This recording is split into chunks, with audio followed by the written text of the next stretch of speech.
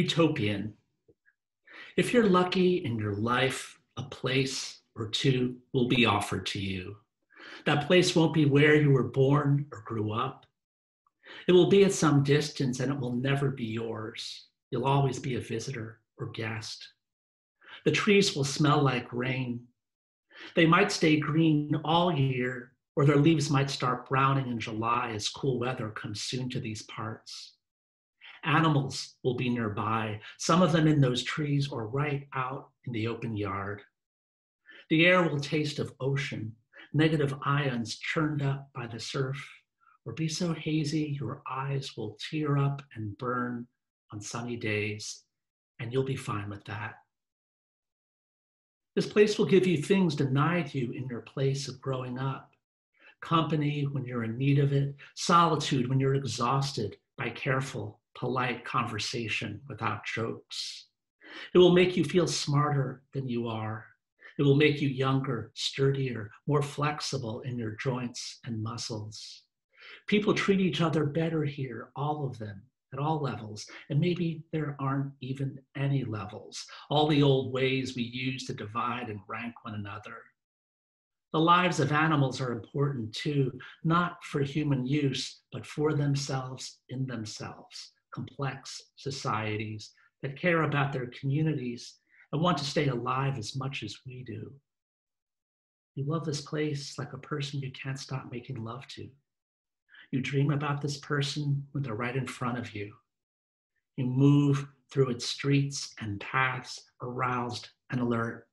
You can't get that mischievous smile off your face. You want to put your hands on it, that place, that whole place. You have a secret. And isn't it lucky that everyone else on the street shares that secret with you? Circus. The car climbs the hill and at the top, wild space opens up ahead.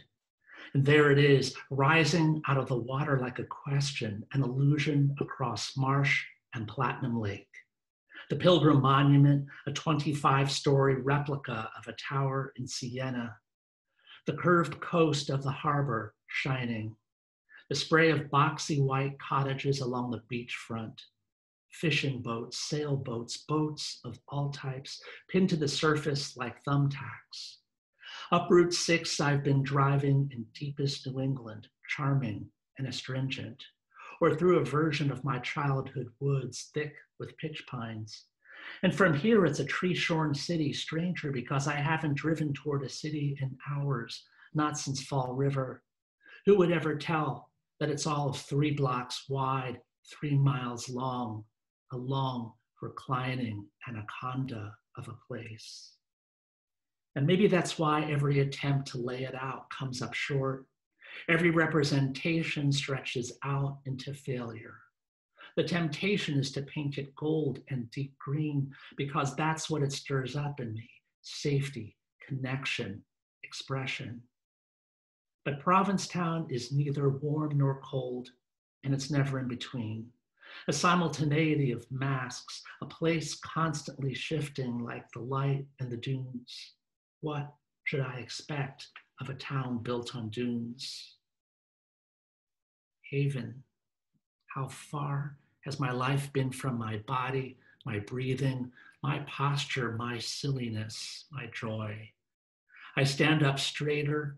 My shoulders fall backward as if they've been held up for too long by pulleys and strings.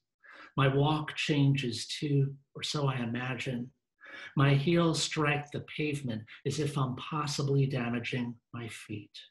This is what power feels like, but only when power is spread evenly, or when queerness isn't othered, but is central. I look at people's faces. People look back at me, not exactly with need, but curiosity. Who are you? And never the stench of judgment. No expressions that say ugly, weak, failure, get out, go back to your country, I'm going to rape you. To be freed from the day-to-day expectation that someone's out to kill you. The air alive with released human energy. But how will I be able to leave this haven so far from the repression and punishments of adulthood? Am I trapped in sweetness now? Thank you.